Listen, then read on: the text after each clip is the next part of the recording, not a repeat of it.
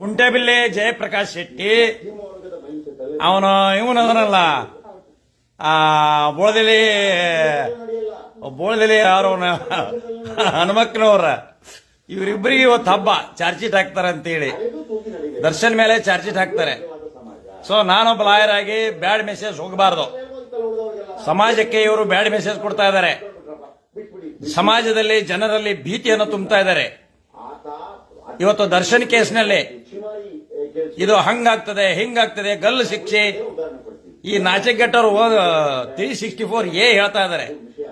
364A ಏನಂದ್ರೆ ಅದು kidnap for ransom ಅಂತ, ಅಂದ್ರೆ ಹಣಕ್ಕಾಗಿ ಕಿಡ್ನಾಪ್ ಮಾಡೋದು. ಈ ಮಕ್ಕಳು ಮರಿನ ತಗೊಂಡು ಕಿಡ್ನಾಪ್ ಮಾಡಿ ಬಚ್ಚಿಟ್ಟು ಹಣ ಕೊಡ್ರಿ ಅಂತ ಡಿಮಾಂಡ್ ಮಾಡ್ತಾರಲ್ಲ, that is kidnap for ransom ಅಂತ ಹೇಳಿ ಆ ಕೇಸ್ ನಡೆಸಿದ್ದೇನೆ ನಾನು. ಆ ಕಿಡ್ನಾಪ್ ಮಾಡಿದ್ದು ಅದರಲ್ಲಿ 3 ಮಂದಿ ಅಕ್ವಿಟ್ ಮಾಡಿಸಿದ್ದೇನೆ. ಏನು ಯಾರು ನಿಜವಾಗ್ಲೂ ಕಿಡ್ನಾಪ್ ಮಾಡಿ ಹಣ ದೋಚಿದ್ದ ಅವನಿಗೆ ಕನ್ವಿಕ್ಷನ್ ಆಗಿದೆ, ಜೀವಾವಧಿ ಶಿಕ್ಷೆ ಆಗಿದೆ. ಅದರಲ್ಲಿ ವೀರಯ್ಯ ಅಂತ ಹೇಳಿ ಒಬ್ಬ ನಡೆಸಿದ್ದ ಇದು ಮಾಡಿದ್ದ, ಅವನಿಗೆ ಶಿಕ್ಷೆ ಆಗಿದೆ. ಇನ್ನು 3 ಜನ ನಾನೇನು ಭಾಗವಹಿಸಿದ್ವಿ, ಅವರು 3 ಜನನು ಅಕ್ವಿಟ್ ಆಗಿದ್ದಾರೆ. ಮಾನ್ಯ ಹೈಕೋರ್ಟ್ನಲ್ಲಿ ಧಾರವಾಡ ಪೀಠದಲ್ಲಿ ಅಕ್ವಿಟ್ ಆಗಿದ್ದಾರೆ ಅವರು. ಸೊ ಇವ್ರು ಹೇಳೋದು ಬ್ಯಾಡ್ ಮೆಸೇಜ್ ಹೋಗ್ತದೆ. ಈ ಟಿವಿ ಹೆಚ್ಚು ಕಡಿಮೆ ರಂಗಣ್ಣ, ಇವನು ನುಂಗಣ್ಣ, ಇವನು ಜಯಪ್ರಕಾಶ್ ಕುಂಟೆಬಿಲ್ಲೆ ಶೆಟ್ಟಿ, ಇವನಿಗೆ ಕುಂಟೆಬಿಲ್ಲೆ ಶೆಟ್ಟಿ ಅಂತ ಬಂದಿದೆ. ಅವನ ದನ ಹೈವಾನ ಅನ್ನೋದನ್ನಲ್ಲ, ಅವನು ಯಾರು ಅವನು ಬೋಳದಲ್ಲಿ ಅಜಿತ, ಈ ಬೋಳದಲ್ಲಿ ಅಜಿತ ಇವ್ರ ಬಗ್ಗೆ ನಾನು ನಿರ್ದಿಷ್ಟವಾಗಿ ಮಾಹಿತಿಯನ್ನು ಕೊಡದೇ ಇದ್ದ ಪಕ್ಷದಲ್ಲಿ ಇದು ಸಮಾಜಕ್ಕೆ ಮತ್ತು ಕಾನೂನಿನ ಅರಿವು ಇಲ್ಲದವರಿಗೆ ಬ್ಯಾಡ್ ಮೆಸೇಜ್ ಹೋಗ್ತದೆ. ಕಾರಣ ನಾನು ಕಾನೂನಿನ ಅಂಶ ಏನಿದೆ ಅಂತ ಎಳೆ ಎಳೆಯಾಗಿ ತಮ್ಮ ಮುಂದೆ ಇಡ್ತೀನಿ.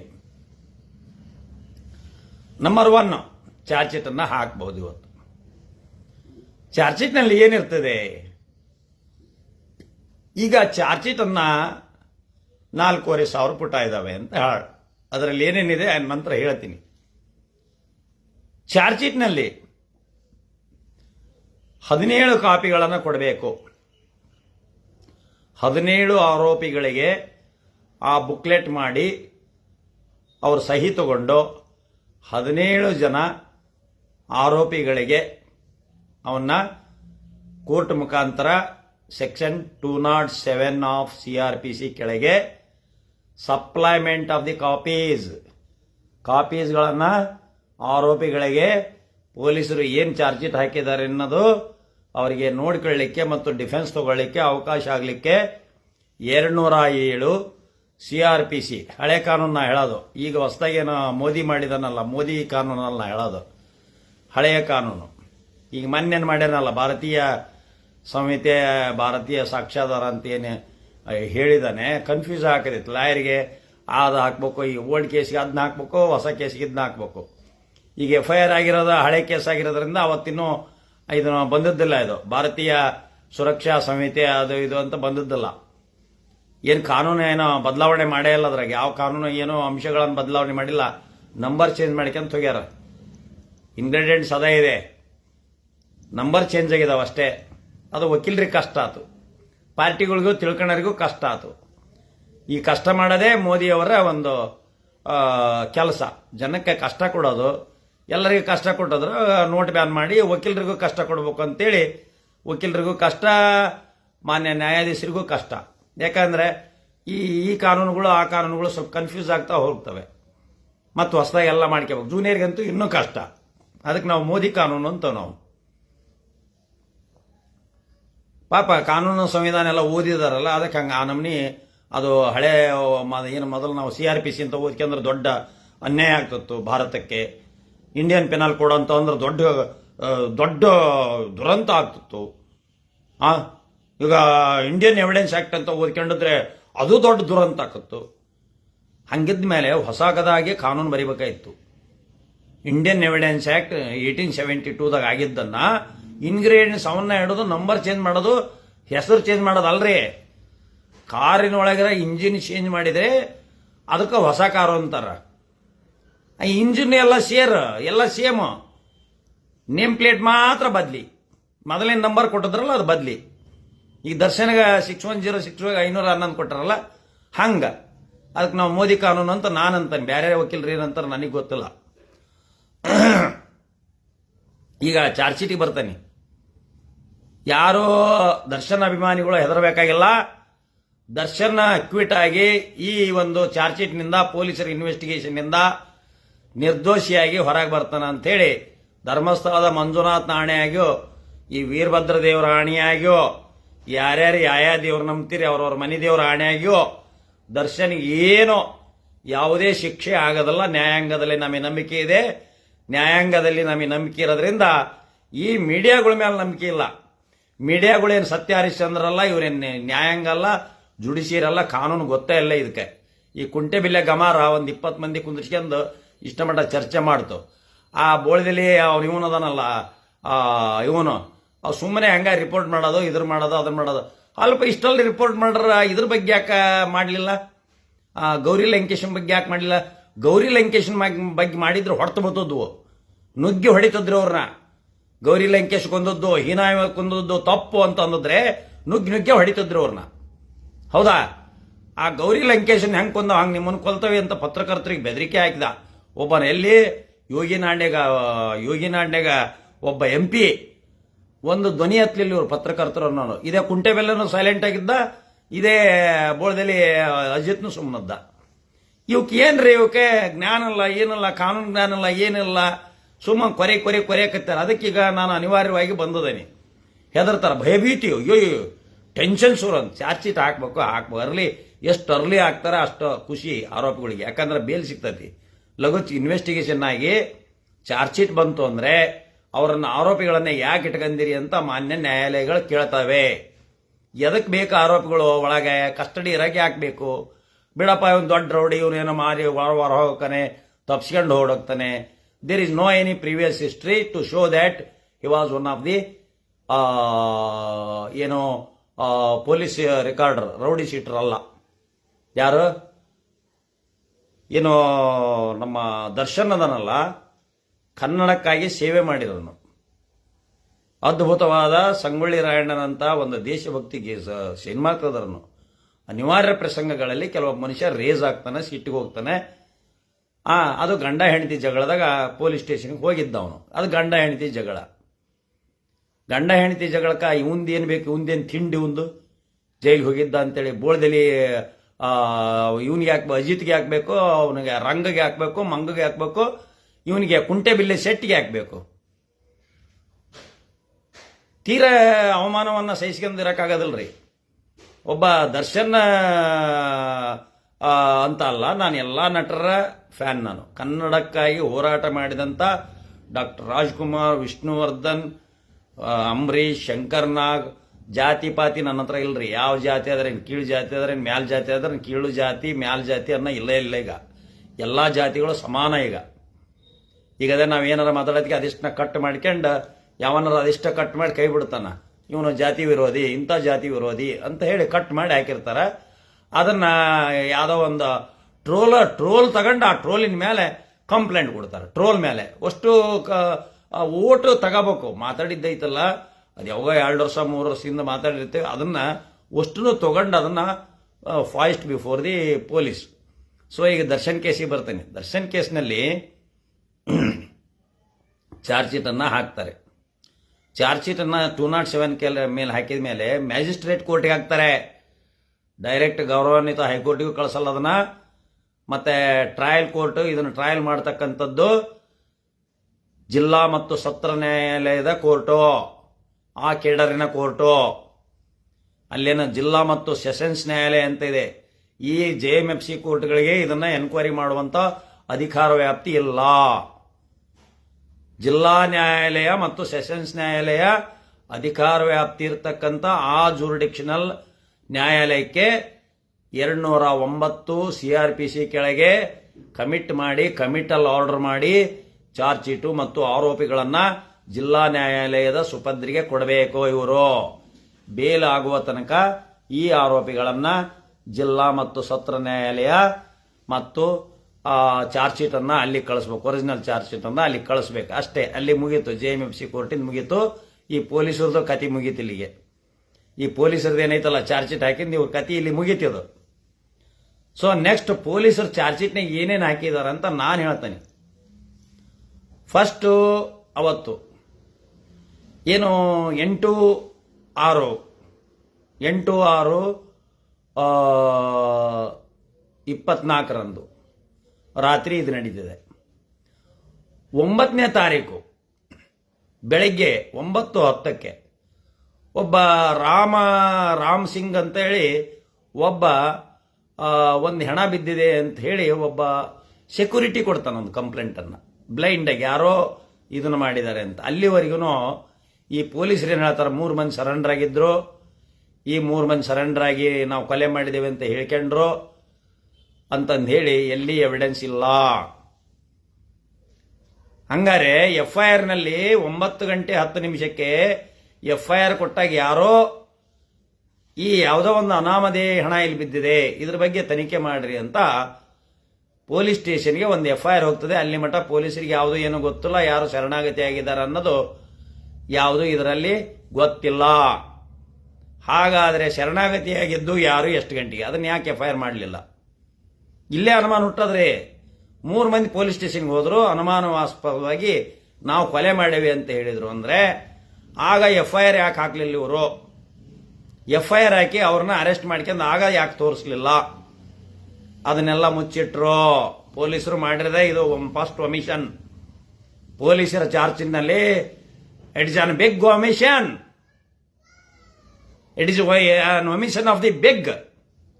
ಪೊಲೀಸರ ಏನು ಇನ್ವೆಸ್ಟಿಗೇಷನ್ ಅನ್ನ ಬುಡಮೇಲು ಮಾಡುವಂತ ವಿಚಿತ್ರವಾದಂತ ಅದ್ಭುತವಾದಂತ ಆಘಾತಕಾರಿಯಾದಂತ ಒಮಿಷನ್ ಇದೆ. ಪೊಲೀಸರು ಏನು ಮಾಡಬೇಕಾಗಿತ್ತು ಅದನ್ನು ಮಾಡಬೇಕಾಗಿತ್ತು. ಇದು ಮಾನ್ಯ ಕೋರ್ಟ್ನಲ್ಲಿ ಇದು ಬರ್ತದೆ. ಇದು ಮಾನ್ಯ ಹೈಕೋರ್ಟ್ ಸುಪ್ರೀಂ ಕೋರ್ಟ್ನಲ್ಲಿ ಕ್ವಶನ್ ಆಗ್ತದೆ ಒಮಿಷನ್. ಅಲ್ರಿ, ಒಬ್ಬ ಯಾರೋ ಅನಾಮಧೇಯ ಕೊಡವರಿಗೂ FIR ಆಗಿಲ್ಲ ಅಂದ್ರೆ ಏನ್ ಅರ್ಥ?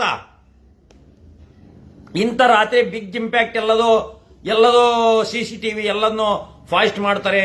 ಹಂಗ್ ಮಾಡಿದರೆ ಹಿಂಗ್ ಮಾಡಿದರೆ, ಚಪ್ಲೇಲ್ ಹೊಡೆದ, ಇದು ಮಾಡಿದ, ಸಾಯಿಸಿದ ಅನ್ನೋದು ಲೋಕಲ್ ಜೂರಿಡಿಕ್ಷನ್ ಪೊಲೀಸರಿಗೆ ಇಂಟೆಲಿಜೆನ್ಸ್ ಇದು ಏನು ಗೊತ್ತಿಲ್ಲ ಅಂದ್ರೆ ಸಿಟಿ ಒಳಗೆ ಇವ್ರು ಏನ್ ಮಾಡ್ತಾ ಇದಾರೆ ಪೊಲೀಸರು? ಆ ವ್ಯಾಪ್ತಿ ಒಳಗೆ ಚಂದನ್ನ ಪೊಲೀಸ್ ಏನ್ ಮಾಡ್ತಿದ್ರು? ಚಂದನ್ನ ಸಿಂಗಮ್ಮ. ಹಾಗಾದ್ರೆ ಪೊಲೀಸ್ ಸ್ಟೇಷನ್ಗೆ ಬಂದು ಸರೆಂಡರ್ ಆಗಿದ್ದಾರೆ 3 ಜನ. ಸರೆಂಡರ್ ಆಗಿದ್ದನ್ನ ಎಲ್ಲಿ ತೋರಿಸಿದ್ರಿ? ಅದಕ್ಕೆ ಏನು ಎವಿಡೆನ್ಸ್ ತೋರಿಸಿದ್ರಿ ನೀವು? FIR ಹಾಕಿದ್ರೆ ಅದಕ್ಕೆ FIR ಆಗಬೇಕಾಯ್ತು. ಪಾಸಿಟಿವ್ FIR ದೇರ್, ಅದೇ ಪಾಸಿಟಿವ್ FIR. ಅದು ಸುಳ್ಳು ಕರೆ ಆಮೇಲೆ ಇನ್ವೆಸ್ಟಿಗೇಷನ್ ಆಗಲಿ. ಒಂದು ಹೆಂಡತಿ ಬರ್ತಾಳೆ, ನನ್ನ ಗಂಡನ್ನ ಯಾರೋ ಕೊಲೆ ಮಾಡಿರ್ತಾರೆ ಅಂತ, ಅದನ್ನ FIR ಹಾಕ್ತಾರೆ. ಇನ್ವೆಸ್ಟಿಗೇಷನ್ ಮುಂದೆ ಗೊತ್ತಾಕತಿ ಆಕೆ ತನ್ನ ಲವರ್ ಪ್ರಿಯತಮನ ಜೊತೆ ಸೇರ್ಕೊಂಡು ಅನೈತಿಕ ಸಂಬಂಧದಿಂದ ಗಂಡನನ್ನ ಪ್ರಿಯತಮ ಸೇರಿ ಕೊಲೆ ಮಾಡಿದ್ದಾರೆ ಅಂತ investigation ಗೊತ್ತಾಕತಿ.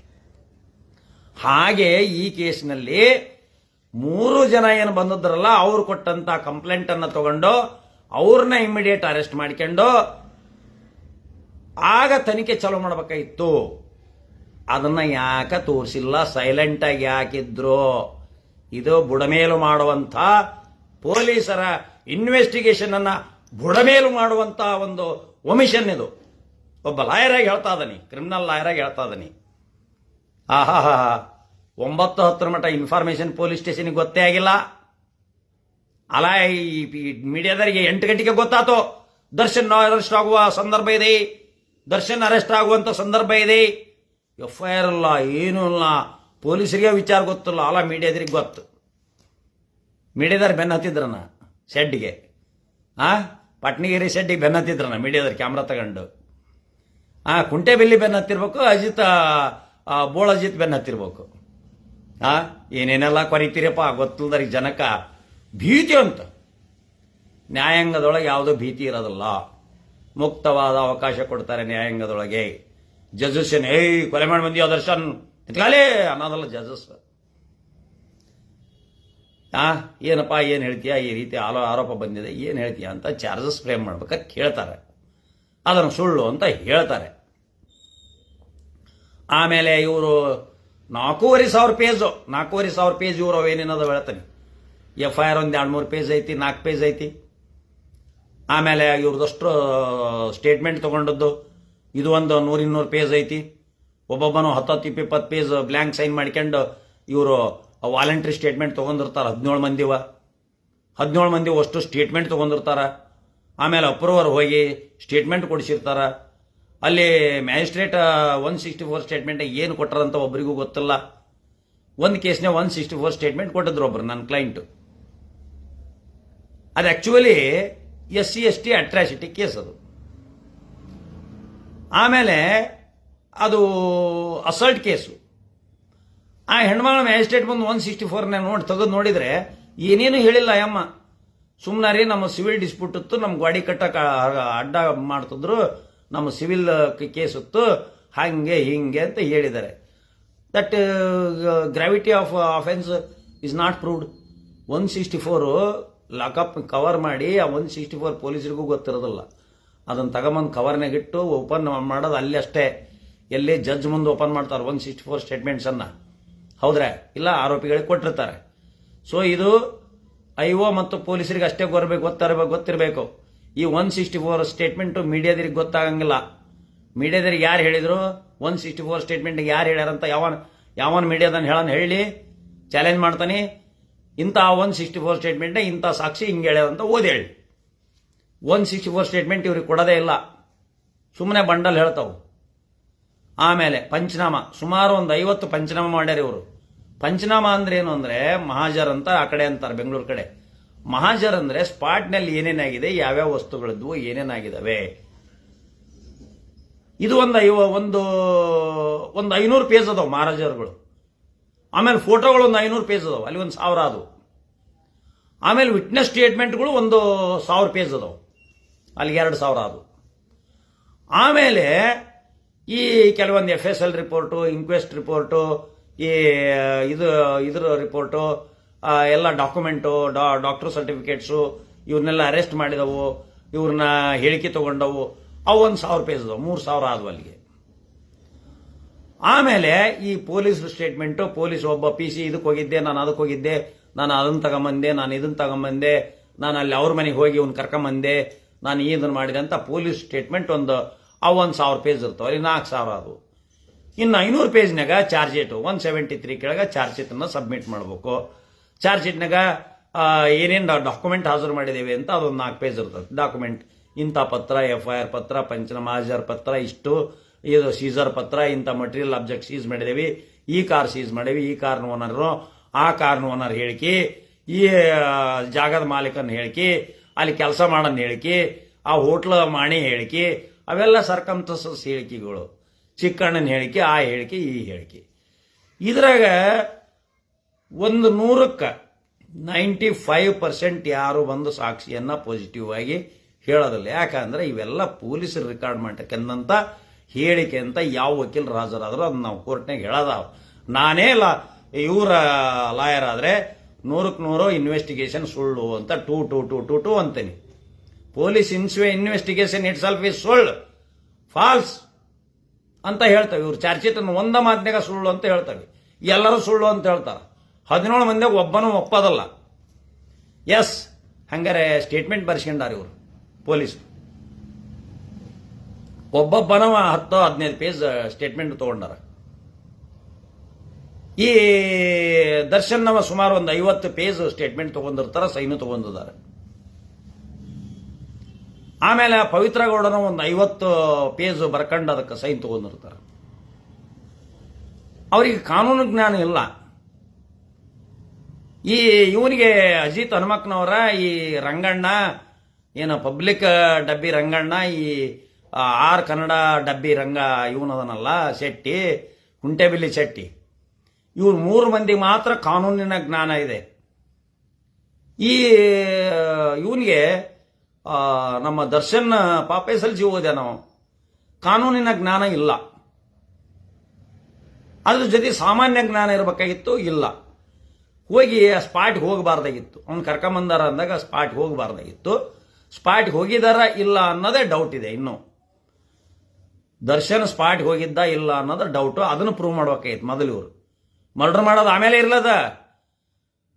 Weather he was present before the Pattanagere shed spot, whether he was present as on the time of the death of Mr.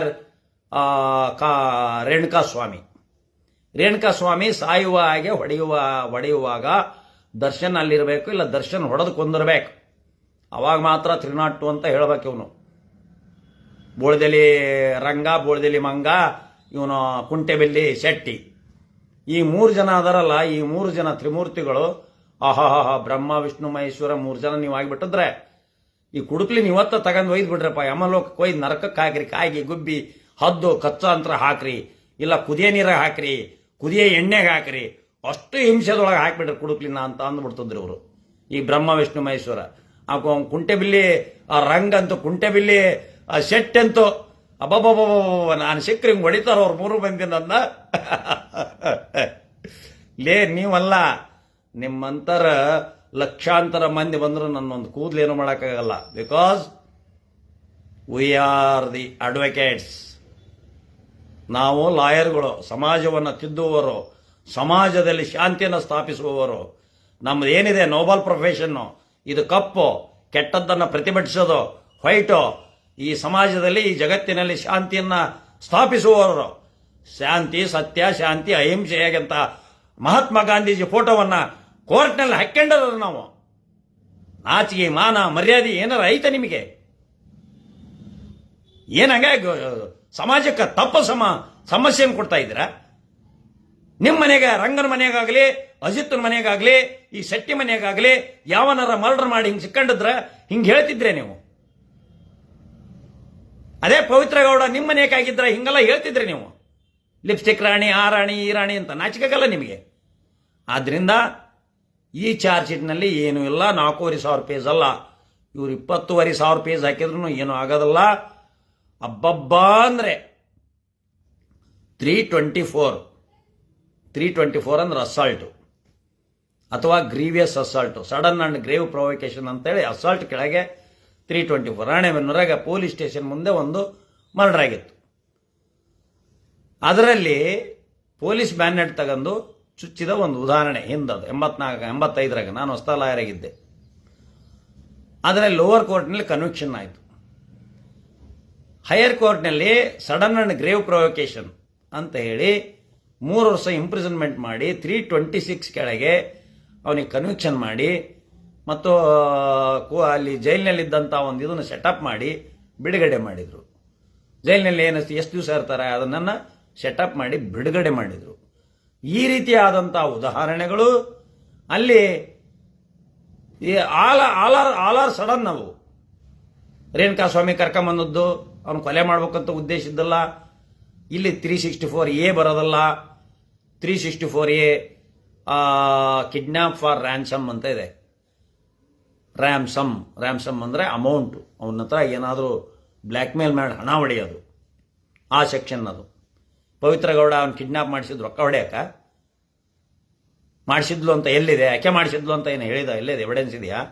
ಆಮೇಲೆ ಒಂದು 1,000 ಇವು ಇರ್ತಾವ್ರಿ ಕಾಲ್ ರಿಜಿಸ್ಟ್ರಿಗೆ. ಅವ್ನು ಯಾರು ಓಡಕ್ಕೆ ಹೋಗೋದಲ್ಲ, ನಾವು ಓದೋದಲ್ಲ, ಡಿಫೆನ್ಸ್ ಲಾಯರು ಜಜಸ್ಸು ನೋಡಕ್ಕೆ ಹೋಗಲ್ಲ. ಕಾಲ್ ರಿಜಿಸ್ಟ್ರ್ ಇದು ಇಲ್ಲಿ ಬಂತು, ಇಷ್ಟು ಗಂಟೆ ಬಂತು, ಈ ಸ್ಪಾಟ್ನಿಂದ ಬಂತು, ಅದನ್ನೆಲ್ಲ ಯಾರು ನೋಡ್ಬೇಕ್ರಿ?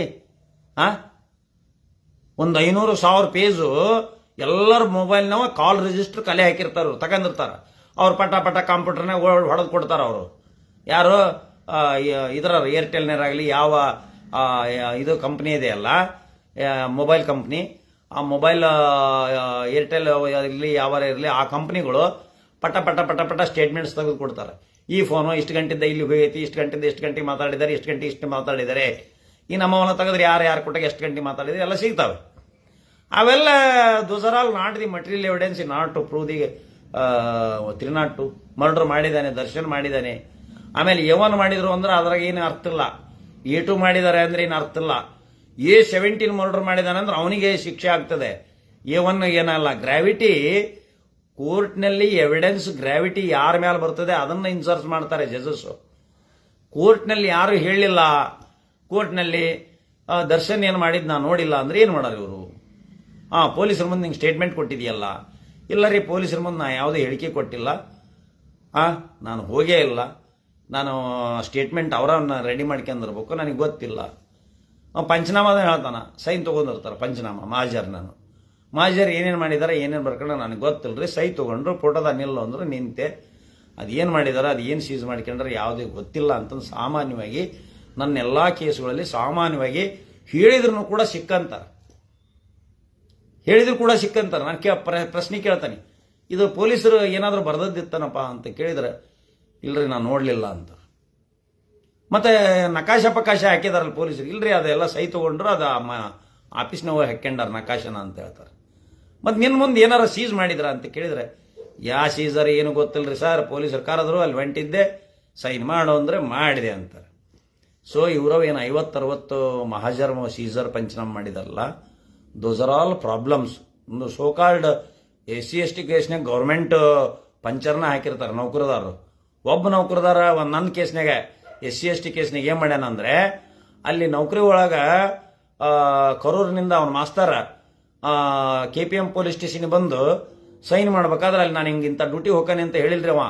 ಅಲ್ಲಿ ಡ್ಯೂಟಿ ತೋರ್ಸ್ಯಾನ, 11ರಿಂದ 5 ಗಂಟೆ ಮಟ್ಟ ಡ್ಯೂಟಿ ತೋರ್ಸ್ಯಾನ ಡ್ಯೂಟಿ ರಿಜಿಸ್ಟರ್ನಾಗ. ಮತ್ತೆ ಪೊಲೀಸ್ ಸ್ಟೇಷನ್ಗೆ ಹೆಂಗೆ ಬಂದ? ಪೊಲೀಸ್ ಸ್ಟೇಷನ್ 12 ಗಂಟೆ ಬಂದು ಸೀಸರ್ ಮಾಜರ್ಗೆ ಮತ್ತು ಸ್ಪಾಟ್ ಮಾಜರ್ಗೆ ಸೈ ಮಾಡಿದಾನ. ಮತ್ತಂಗ ನೀವು ಇಲ್ಲಿದ್ನ ಅಥವಾ ಶಾಲೆಗೆ ಮಾಸ್ತರ್ಗೆ ಓದಿಸ್ತದ್ನ? ಅವಾಗ ಕೋರ್ಟ್ ಹೆಂಗೆ ನಂಬ್ತದೆ ಹೇಳ್ರಿ ಆ ಸೀಸರ್ನ? ಗಲಾಟೆ ಆದ ಜಾಗದಾಗ ಇವನು ಮಾಸ್ತರ್ ಇದ್ದ, ಗಲಾಟೆ ಆದ ಜಾಗದಲ್ಲಿ ಇಂಥ ವಸ್ತುಗಳು ಸೀಸ್ ಆದವು, ಬಟ್ಟೆ ಬರಿ ಮತ್ತೊಂದು ರಕ್ತ ಪಕ್ತ ಮತ್ತೊಂದು ಸೀಸ್ ಮಾಡಿದ ಅನ್ನೋದನ್ನ 11ರಿಂದ ಮಧ್ಯಾಹ್ನ 5 ಗಂಟೆ ಒಳಗೆ ಪಾಠ ಮಾಡಿದಾನ ಮಾಸ್ತರ ಅಂತ ಅಂದಾಗ, ಮಾಸ್ತರ್ ಅಲ್ಲೇನೋ ಅಲ್ಲಿ ಬರೆದಿಟ್ಟಿಲ್ಲ, ಟಿಪ್ಪಣಿ ಇಲ್ಲ ರಿಜಿಸ್ಟರ್ನಾಗೆ, ನಾನು ಪೊಲೀಸ್ ಸ್ಟೇಷನ್ಗೆ ಹಿಂಗೆ ಕರೆದಾರ, ನನಗೆ ನೋಟಿಸ್ ಕೊಟ್ಟಾರ, ನಾನು ಹೋಗಿ ಪಂಚನಾಮದಲ್ಲಿ ಭಾಗವಹಿಸಿ ಬರ್ತೇನೆ ಅಂದ್ರೆ at least it will take 2-3 hours, 2-3 ತಾಸು ಆಗ್ತದೆ. ಯಾಕಂದ್ರೆ 10 kilometre away from the police station. ಅಲ್ಲಿ ಹೋಗಾಕ ಬರಾಕ ಮತ್ತು ಅಲ್ಲಿ ಅವ್ರು ಬರೆಯಾಕ ಪಂಚನಾಮ ಬರೀಬೇಕು, ಮಹಾಜರ್ ಬರೀಬೇಕು, ಸೀಸರ್ ಮಹಾಜರ್ ಬರೀಬೇಕು. It will take 3 to 4 hours. ಈ 3-4 ತಾಸಿನ ಒಳಗೆ ಆ ಮಹಾಜರ್ ಮಾಡಿದಂಥ ಮಾಸ್ತರ ಶಾಲೆಗದನ ಅಂತ ರಿಜಿಸ್ಟರ್ ತೋರಿಸ್ತದೆ, ಒಪ್ಪಿಗೆ ಅಂತಾನ ಅದನ್ನು ಕೋರ್ಟ್ ಮುಂದೆ. ಇನ್ನೊಬ್ಬ SC/ST ಕೇಸ್ ಕೊಟ್ಟನ ಒಬ್ಬ ಪತ್ರಕರ್ತೆಯ ಮೇಲೆ. ಅವನು ಹೇಳ್ತಾನ, ದಾವಣಗೆರೆ SP ಅವರು ನಮ್ಮ ಮನೆಯಲ್ಲಿ ಬಂದು, ಮೊದಲನವರು ಇಶಾಂತ್ ಅಂತ ಇದ್ರಲ್ಲ ಅವರು, ದಾವಣಗೆರೆ ಯಲ್ಲಮ್ಮ ನಗರದಲ್ಲಿ ನನ್ನ ಮನೆಗೆ ಬಂದು SP ಅವರು 1,20,700 ರೂಪಾಯಿ, 1,20,700 ರೂಪಾಯಿ ಕೋಟಾ ನೋಟ್ಗಳನ್ನು ಜಪ್ತ್ ಮಾಡಿಕೊಂಡು ನನ್ನ ಅರೆಸ್ಟ್ ಮಾಡ್ಕೊಂಡು ಹೋಗಿದ್ರು ಅಂತ ಹೇಳ್ತಾನೆ. ಅಂದ್ರೆ ಇವನು ಮೋಸ್ಟ್ ಕ್ರಿಮಿನಲ್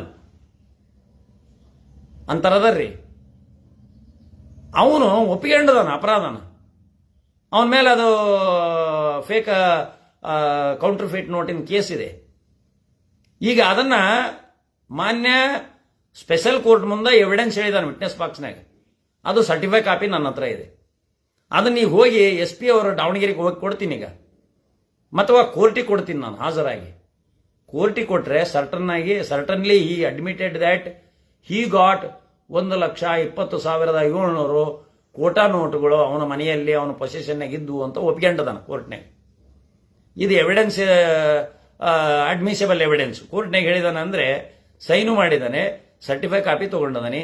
ಅದನ್ನ ಮಾನ್ಯ ಗೌರವಾನ್ವಿತ ದಾವಣಗೆರೆ ಕೋರ್ಟ್ನಲ್ಲಿ ಹೋಗಿ ಹಾಜರು ಮಾಡ್ತಾನೆ. ಇವ್ರು ಹೆಂಗ್ ಸಿಕ್ಕಂತಾರೆ ಏನು ಮಾಡ್ತಾರೆ ಅಂತ ಗೊತ್ತು. ನನ್ನ ಮೇಲೆ ಕಂಪ್ಲೇಂಟ್ ಕೊಟ್ರೆ, ನನ್ನ ಪಾರ್ಟಿ ಮೇಲೆ ಕಂಪ್ಲೇಂಟ್ ಕೊಟ್ರೆ ನಾನು ಹೆದರದಲ್ರಿ. ಅವ್ರ ಏನೇನದ ವೀಕ್ನೆಸ್ ಎಲ್ಲ ಒಂದು ಅವಕಾಶ ಅದು. ಕ್ಷತ್ರಿಯನಿಗೆ ಯುದ್ಧ ಅಂದರೆ ಹಬ್ಬ ಅಂತಾರಲ್ಲ, ನಮಗೆ ಪರೀಕ್ಷೆ ಅಂದ್ರೆ ಹಬ್ಬ.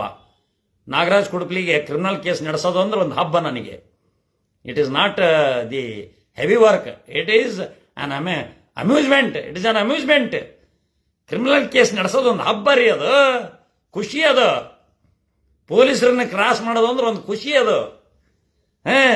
ಅವ್ರಿಗೆ ಡ್ಯೂಟಿ ಅದ, ನನಗೆ ಹಂಗಲ್ಲ, ನನಗೆ ಹಬ್ಬ ಅದು. ಅದಕ್ಕೆ ಸೊ ಈ ಟಿ ವಿದವ್ರನ್ನ ನೋಡಕ್ಕೆ ಹೋಗ್ಬೇಡ್ರಿ, ಬಂದ್ ಮಾಡ್ಬಿಡ್ರಿ. ಈ ಟಿ ವಿ ಇದಾವಲ್ಲ ಅದ್ರಾಗ ಎಸ್ಪೆಷಲಿ ಆರ್ ಕನ್ನಡ, ಆಮೇಲೆ ರಂಗಣ್ಣನ ಚಾನಲ್ಲು, ಆಮೇಲೆ ಅಜಿತ್ ಹನುಮಕ್ನವ್ರ ಚಾನಲ್, ಈ 3 ಚಾನಲ್ನ ನೋಡಿಬಿಟ್ರೆ ನಿಮ್ಮ ತಲೆ ಔಟ್ ಆಕವು, ಆಯುಷ್ ಕಡಿಮೆ ಆಕತಿ. ಆ 3 ಚಾನಲ್ನ ನೋಡಿಬಿಟ್ರೆ ಅಬಬಬಬ ಅಂದ್ ಅಂತಿಂತವಾದ್ರ ಹಾರ್ಟ್ ಅಟ್ಯಾಕ್ ಆಗಿ ಸತ್ತು ಹೋಗ್ಬಿಡ್ತಾರೆ. ಅವ್ರು ಮಾಡೋದು ನೋಡ್ಬಿಟ್ರೆ ಅಯ್ಯೋ ಇವತ್ತಿದ ಎದೆಯಲ್ಲೇ ಡಬಡವ, 17 ಆರೋಪಿಗಳಿಗೆ ಎದೆಯಲ್ಲಿ ಡಬಡವ. ಆರಾಮಲ್ಲಿ ಇರ್ತಾರೆ ಬಿಡ್ರಿ. ಅವ್ರು ಸಿಗರೇಟ್ ಹೊಡ್ಕೊಂಡು ಆರಾಮ್ ಮಜವಾಗಿ ಅದಾರ ಅವ್ರ ಜೈಲ್ನಾಗ. ಇವ್ರಿಗೆ ಹೆಂಗೆ ಗೊತ್ತಿರ್ತೈತಿ? ಇವ್ರಿಗೆ ಹೆಂಗೆ ಗೊತ್ತಿರ್ತದೆ? ಸುಮ್ಮನೆ ಅಲ್ಲಿ ಸೊಳ್ಳೆ ಕಸ್ತವೆ, ಅದು ಕಸ್ತವೆ, ಇಷ್ಟು ಕಸ್ತವೆ. ಸೊಳ್ಳೆ ಯಾರಿಗೆ ಕಚ್ಚೋದಲ್ಲ, ನಾವು ಕೋರ್ಟ್ನಾಗ ಕುಂತ ನಮಗೆ ಸೊಳ್ಳೆ ಕಸ್ತವು. ಎಲ್ಲ ಕಡೆಯೂ ಸೊಳ್ಳೆ ಅದಾವ. ಇವು ಕುತ್ಕೊಂಡಲ್ಲಿ ಡಬ್ಬಿ ಮುಂದೆ ಕುತ್ಕೊಂಡು ಇವು ಏನು ಇದನ್ನ ಓದ್ತಾವಲ್ಲ, ಇವು ನ್ಯೂಸ್ ಓದ್ತಾವಲ್ಲ, ಸೊಳ್ಳೆ ಕಡಿತಾವ. ಆದ್ರೂ ಅನಿವಾರ್ಯ ಅದಕ್ಕೆ ಕುತ್ಕೊಂಡಿರ್ತಾವು. ಇವು ಜೈಲ್ನಾಗ ಇದ್ದಂಗ ಅವಂದರ ಬ್ಯಾಕ ಇವು ಇಷ್ಟು ಗಂಟೆಗೆ ಅಂತ ಕರೆಕ್ಟಲ್ಲಿ ಹಾಜರಾಗಿ ನ್ಯೂಸ್ ಓದ್ಬೇಕು, ಒದರ್ಬೇಕು ಕುತ್ಕೊಂಡು. ಅವನಿಗೆ ಅಡ್ಡಾಡಕರ ಜಾಗ ಇರ್ತೈತಿ, ಇವ್ ಅಡ್ಡಾಡಕ ಜಾಗ ಅಲ್ಲಿ ಕುತ್ಕೊಂಡು ಓದ್ಬೇಕು. ಈಗ ನಾವು ಕೋರ್ಟ್ನಾಗ ಕುಂತಿರ್ತಾವಲ್ಲ, ನಮ್ಮ ಕೇಸ್ ಲಘು ಕರೀಲಿಲ್ಲ ಅಂದ್ರೆ ಹಿಂಸೆ ನಮಗೆ, ಅದ ಜೈಲು. ನಮ್ಮ ಕೇಸ್ ಲಘು ಕರೀಲಿಲ್ಲಪ್ಪ ಅಂದ್ರೆ ಕೋರ್ಟ್ನಾಗೆ ಸುಮ್ಮನೆ ಕುಂದಿರ್ಬೇಕು ಅಂತಂದ್ರೆ ಬಹಳ ಕಷ್ಟ ಆಗ್ತದೆ ಸೀನಿಯರ್ ಲಾಯರ್ಗಳಿಗೆ, ಎಸ್ಪೆಷಲಿ ಸೀನಿಯರ್ ಲಾಯರ್ಗಳಿಗೆ.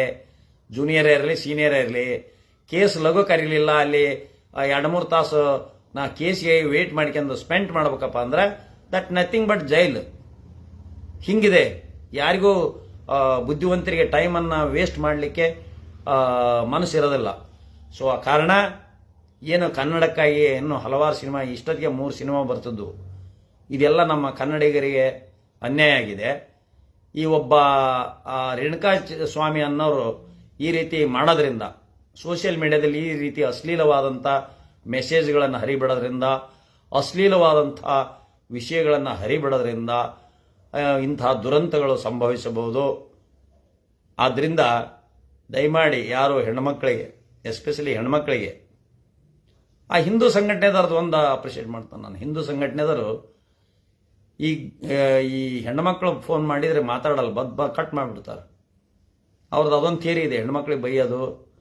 ಈ ನಕಲಿ ಹಿಂದೂ ಭಕ್ತರದಾರಲ್ಲ ಅವ್ರು ಇಂತಾರೆ, ಈ ರೇಣುಕಾ ಸ್ವಾಮಿ ಅಂತಾರು ಹೆಣ್ಮಕ್ಳಿಗೆ ಮೆಸೇಜ್ ಕೊಡೋದು, ಅದನ್ನು ಮಾಡೋದು, ಇದನ್ನು ಮಾಡೋದು, ಗುಪ್ತಾಂಗಗಳನ್ನು ತೋರಿಸೋದು, ಮಜಾ ತಗೊಳೋದು, ಈ ರೀತಿ ಈ ಮಟ್ಟಕ್ಕೆ ಹೋಗತಿ, ನನ್ನ ಐಡೆಂಟಿಫೈ ಮಾಡಲ್ಲ ಅಂತ ಅವ್ರ ತಲೆಗಿರ್ತೈತಿ. ಅದಕ್ಕೆ ರೇಣುಕಾ ಸ್ವಾಮಿ ಹಂಗೆ ಮತ್ತಾರ ಮಾಡಾರಂದ್ರೆ ಮಾಡಕ್ಕೆ ಹೋಗ್ಬೇಡ್ರಿ. ಯಾಕಂದ್ರೆ ದರ್ಶನ್ ಸರಿ ಅನ್ನೋ ಈಗ ಅಂತಿಂತಾರೆ ಇನ್ನೂ ಸಮಾಜದಾಗ ಅದಕ್ಕಿಂತ ಕ್ರೂರಿಯಾದ ಈಗ ಇಂಥ ಬಂದಾಗ ಮನುಷ್ಯ ಎಂತರಿಗಾದ್ರೂ ಹೆಣ್ಮಕ್ಳಿಗೆ ಅವಮಾನ ಮಾಡಿದ ದೊಡ್ಡ ಕೆಟ್ಟ ಸಿಟ್ಟು ಬರ್ತೈತಿ. ಅದಕ್ಕೆ ಅಂಥದ್ರಾಗೆಲ್ಲ ಬಲಿ ಆಗಬೇಡ್ರಿ, ದಯವಿಟ್ಟು ಇದು ಮಾಡ್ರಿ. ಈ ಕೇಸ್ನೇ ದರ್ಶನ್ಗೆ ಏನೂ ಆಗೋದಿಲ್ಲ. ಅಥವಾ ಔಟ್ ಆಫ್ 17 ಮೆಂಬರ್ಸ್ ಯಾರು ಕೊಲೆ ಮಾಡಿದ್ದಾರೆ ಅನ್ನೋದು ಎವಿಡೆನ್ಸ್ನ ಪ್ರೂವ್ ಆಗ್ತದೆ. ಯಾರು ಮಾಡಿದ್ದಾರೆ ಅನ್ನೋದು ಸಾಕ್ಷ್ಯಾಧಾರಗಳು ಮತ್ತು ಇವು ಏನದವಲ್ಲ, ಅವನು ಪ್ರಾಣ ಬಿಟ್ಟದ್ದು ಆವಾಗ ಯಾರಿದ್ರು ಏನಿದ್ರು ಅನ್ನೋದನ್ನ ನ್ಯಾಯಾಂಗ ಎಳೆಯಾಗಿ ಅದನ್ನ ಕನ್ಫರ್ಮೇಷನ್ ಮಾಡ್ಕೊಂತಿದೆ. ಇವನು ಹೇಳಿದ್ದು ನಂಬೋದಲ್ಲ, ಯಾರೋ ಅವನು ಚಂದನ್ ಹೇಳಿದ್ದು ನಂಬೋದಲ್ಲ, ಇನ್ನೊಬ್ರು ಹೇಳಿದ್ದು ನಂಬೋದಲ್ಲ, ಸಿಂಗಮ್ಗಳು ಹೇಳಿದ್ದನು ಕೋರ್ಟಿನ ಮುಂದೆ ದೇ ಆರ್ ಆಲ್ ಬಂದು ಅವ್ರು ಸೆಲ್ಯೂಟ್ ಹೊಡಿಲೇಬೇಕು. ನ್ಯಾಯಾಂಗಕ್ಕೆ ಬಂದು ಒಬ್ಬ ಮ್ಯಾಜಿಸ್ಟ್ರೇಟಿಗೆ ಸೆಲ್ಯೂಟ್ ಹೊಡಿಬೇಕು. ಸಿಂಗಮ್ಗಳರಾಗಲಿ ಸರ್ಕಾರಕ್ಕೆ ಸೆಲ್ಯೂಟ್ ಹೊಡಿಬೇಕು, ನ್ಯಾಯಾಂಗಕ್ಕೆ ಸೆಲ್ಯೂಟ್ ಹೊಡಿಬೇಕು. He did his duty. ಅವ್ರ ಡ್ಯೂಟಿ ಅಷ್ಟೇ ಮಾಡ್ಯಾರ. ಹಂಗೆ ಸುಮ್ಮನೆ ಇದ್ದಾರ ಹೋಗಿ ಅರೆಸ್ಟ್ ಮಾಡಿ ಸಿಂಗಮ್ ಅಂತ ಮಾಡಕ್ಕೆ ಬರೋದಿಲ್ಲ. ಅಲ್ಲಿ ಆ ರೀತಿ ಎವಿಡೆನ್ಸ್ ಅದಾವೆ. ಅದರಲ್ಲಿ ಅನೇಕ ಒಮಿಷನ್ಸು, ಕಾಂಟ್ರಡಿಕ್ಷನ್ಸು ಪ್ರೂವ್ ಮಾಡೋದು ದೊಡ್ಡ ಕಷ್ಟ ಇದೆ ಇವರಿಗೆ, ದೊಡ್ಡ ಕಷ್ಟ ಇದೆ. ಇನ್ವೆಸ್ಟಿಗೇಷನ್ಗೆ ಹಬ್ಬ ಮಾಡ್ಕೊಂಬಿಟ್ರು. ಚಾರ್ಜ್ ಶೀಟ್ ಆದ್ಮೇಲೆ, ಚಾರ್ಜ್ ಶೀಟ್ ಆಗಿದ್ಮೇಲೆ ಗೋವಿಂದ ಇವ್ರ ಕೈಗೆ ಏನಿರೋದಲ್ಲ ಅಧಿಕಾರ. ಹೌದಾ? ಈ ಭರ್ಜರಿ ಊರದು ರಿಟೈರ್ ಆದ್ಮೇಲೆ ಅಧಿಕಾರಿ ಕೈಯಾಗಿ ಏನು ಇರೋದಲ್ಲ. ಹಂಗೆ ರಿಟೈರ್ ಆದ್ಮೇಲೆ ಏನು ಇರೋದಲ್ರಿ ಅವ್ರ ಕೈಯಾಗ ಅಧಿಕಾರ. ಅದ ರಿಟೈರ್ ಅಧಿಕಾರಿ ಹೋಗಿ ಪೊಲೀಸ್ ಸ್ಟೇಷನ್ಗೆ ಒಂದು ಕಂಪ್ಲೇಂಟ್ ಕೊಡಕ್ಕೆ ಹೋದ್ರೆ ಒಬ್ಬ PC ಕಂಪ್ಲೇಂಟ್ ತೊಗೊಳೋದಿಲ್ಲ ಇವ್ರವ. ಆ ರೀತಿ ಹೇಳ್ತಾ ಜೈ ಹಿಂದ್, ಜೈ ಕರ್ನಾಟಕ. ನನಗೆ ತಿಳಿದ ಮಟ್ಟಿಗೆ ನಾನು ಓದಿದ, ನಾನು ತಿಳ್ಕೊಂಡಂಥ ಕಾನೂನಿನ ಪ್ರಕಾರ ನಾನು ವಿಚಾರ ಮಾಡಿದ್ದು, ನಾನು ತಿಳ್ಕೊಂಡದ್ದು ಕಾನೂನಿನ ಅಂಶದ ಪ್ರಕಾರ ಒಬ್ಬ ಲಾಯರ್ ಆಗಿ 39 ಇಯರ್ಸ್ ಸರ್ವಿಸ್ಡ್ ಅಡ್ವೊಕೇಟ್, ಹೆಚ್ಚು ಕಡಿಮೆ ಆಲ್ರೌಂಡ್ ಲಾಯರ್. ನಾನು ಹೆಚ್ಚು ಕ್ರಿಮಿನಲ್ ಕೇಸ್ನಲ್ಲಿ ಆಸಕ್ತಿ, ನಾನು ಸಿವಿಲ್ ಕೇಸನ್ನು ನಡೆಸ್ತಾ ಇದ್ದೀನಿ. ಆದರೆ ಕ್ರಿಮಿನಲ್ ಕೇಸ್ನಲ್ಲಿ ನನಗೆ ಆಸಕ್ತಿ ಜಾಸ್ತಿ. ಸೊ ದ್ಯಾಟ್ ಈ ದರ್ಶನ್ ಕೇಸು ಬಹಳ ಇಂಟ್ರೆಸ್ಟಿಂಗ್ ಕೇಸ್ ಇದೆ. ಅದು ಗೆಲ್ಲುವಂಥ ಕೇಸು. ದರ್ಶನ್ಗೆ ಶಿಕ್ಷೆ ಆಗೋದೇ ಇಲ್ಲ, ಆಗೋದು ಬಹಳ ಕಷ್ಟ. ಜೈ ಹಿಂದ್, ಜೈ ಕರ್ನಾಟಕ.